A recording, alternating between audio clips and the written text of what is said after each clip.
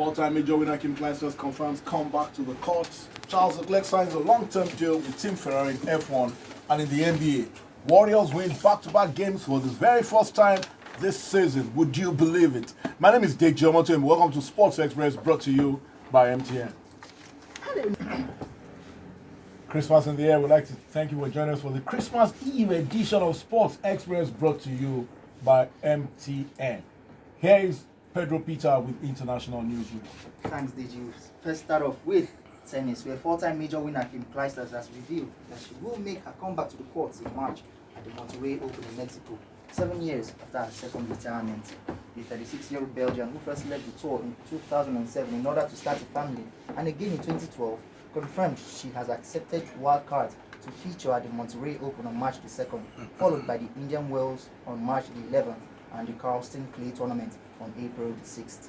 WTA rules allows Clijsters, as a past Grand Slam champion, to receive unlimited wildcard invitations to tournaments, and as someone older than the age of 30, to opt out of mandatory appearances at certain events. Also, the 2019 US Open champion Bianca Andreescu has pulled out of next month's ASB Classic in New Zealand due to a knee injury. To Formula One, Ferrari driver Charles Leclerc has signed a new 5-year deal with the team until 2024, following an impressive 2019 season. The 22-year-old Frenchman, who replaced Kimi Raikkonen for the 2019 F1 campaign, won 2 races in Belgium and in Italy, scoring 7 pole positions, more than any other driver, and finished 4th in the driver standings. Leclerc, who joined the Ferrari Drivers Academy in 2016, revealed he is pleased to have secured his future with the Italian team and hopes to perform excellently on the grid. Lastly, to boxing, 2-time world heavyweight champion Anthony Joshua has claimed he will beat fellow British heavyweight Tyson Fury after sparring with him. The 30-year-old, who reclaimed his WBO, WBA and IBF titles earlier this month, has offered to be Fury's sparring partner ahead of the Gypsy Kings rematch with the BBC champion Deontay Wilder in February 2020. Joshua further insists that sparring with Fury will earn him the required experience and it will help him win if the pair battle it out in the future. Thank you very much, Pedro.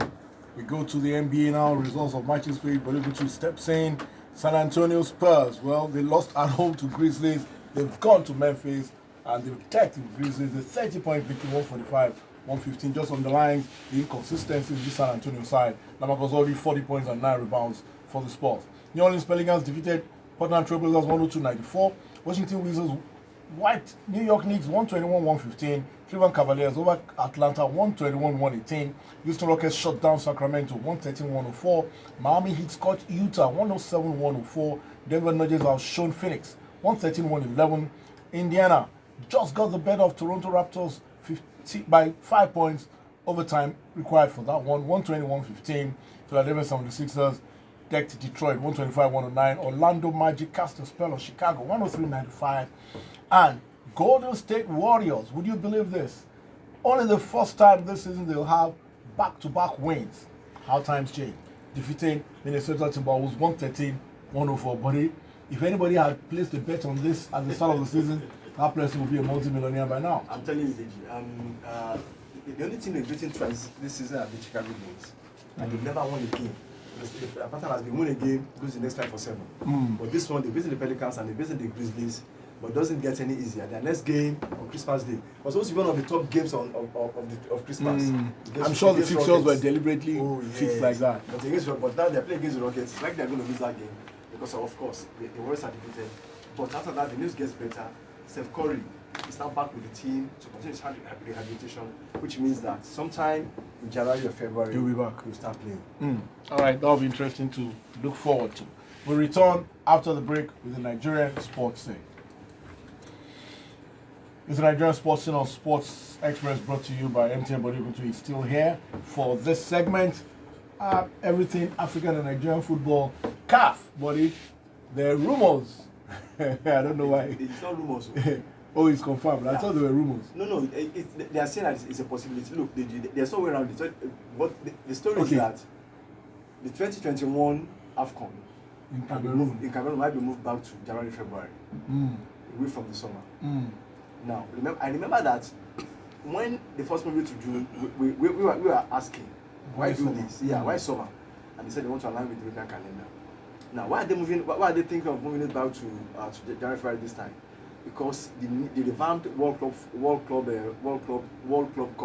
the Club World Cup, it will end like 4 days before the projected dates of the African Championships, which means that the 2 weeks counting that was required will not be possible. And so they are saying that now what Ahmed is saying is, look, that's his escape route. So we mentioned before that we need to be flexible with these things. That's a silly statement. You know why it's silly? What it means is that you can play it in October, the next one, and then move to December. One, yeah. That's what it means. And there are some tournaments in the world, nowhere, across all federations, all the regions where their tournaments are not played at a set time. And I think for Africa, it sends a strong because you know I think even before the change, even though European clubs grumbled a little, but they had come to accept. Oh yes, they had. That once every 2 years, your star players who are Africans might be away in the middle of the season. So I really didn't understand this. We want to realign with the European season and all of that.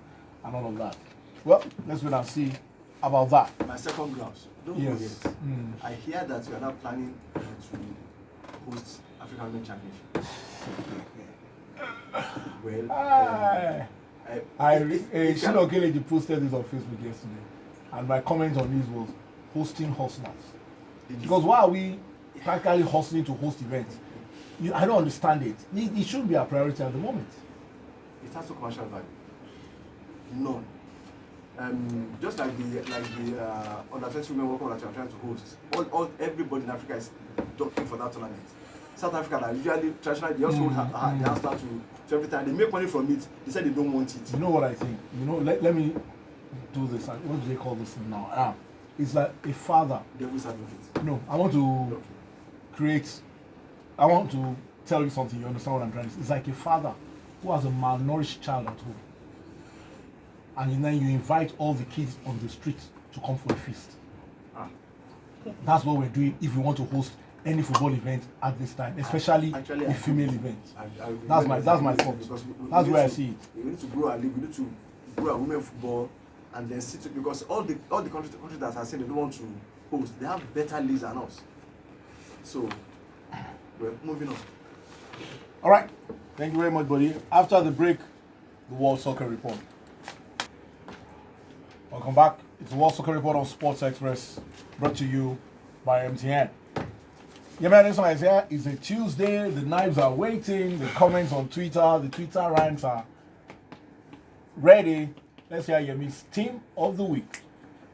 Team of the week this week is in the 4-3-3 formation with two former Manchester United players in a week when Manchester United lost to 20th place Watford.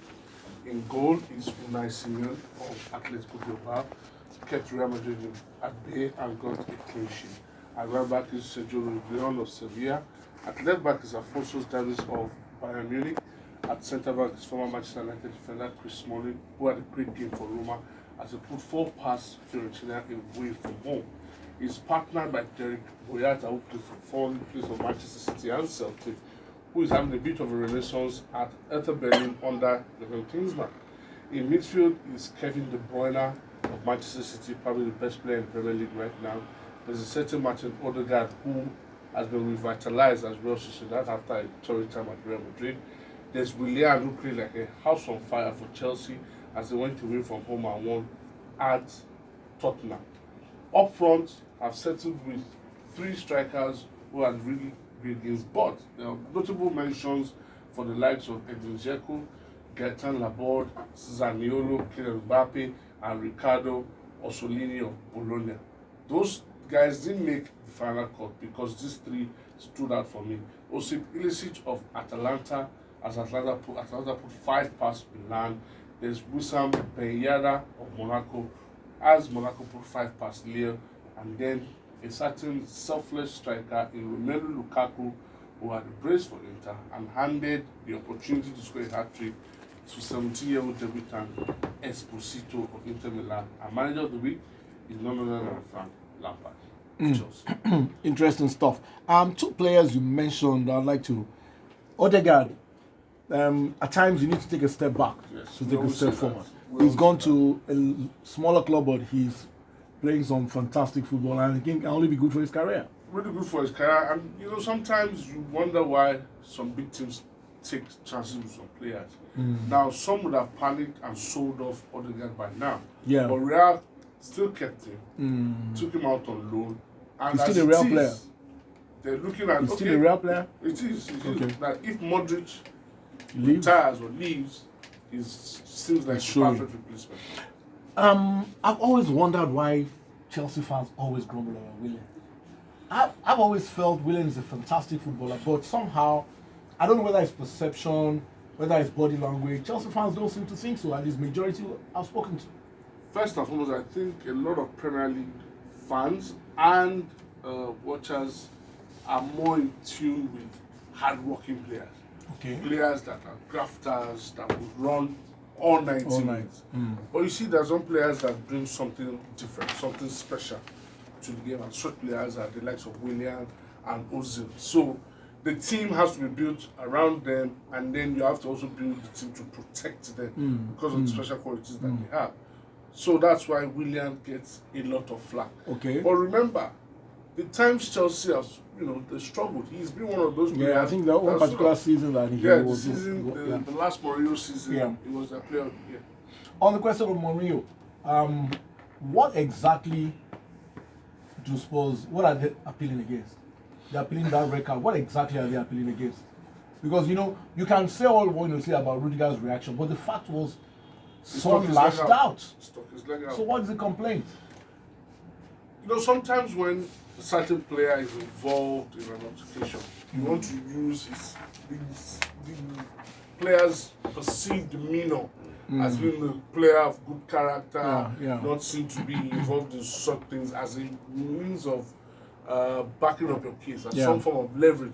I think that's what Spurs are trying to do. Son is a very, very important player to Spurs, and they feel that they don't think that on a good day they would have gone out to name Rudiger. But hey, he made the mistake. We agree, but an offense is an offense, no matter what. Thank you very much, Jamie. That's our show. Best of the rest, we stick with football. And an unusual sight. Well, let me go back. If this happened in Nigeria, I can imagine what we'll be talking about. An unusual sight occurred last weekend during a league match between Young Africans FC and Iringa United in Tanzania, as a swarm of bees invaded the pitch at the Uhuru Stadium in Dar es Salaam. This incident took place in the 53rd minute as players fell to the ground to protect themselves, while others ran for cover, with some being stung in the process. Young Africans ended up winning the game 4-0. A swarm of bees in a league match. All kinds of stories we'll find filing out. My name is Dave Jomonton. Well, thanks for your time on Sports Express. We'll see you on Christmas Day tomorrow morning. Good day.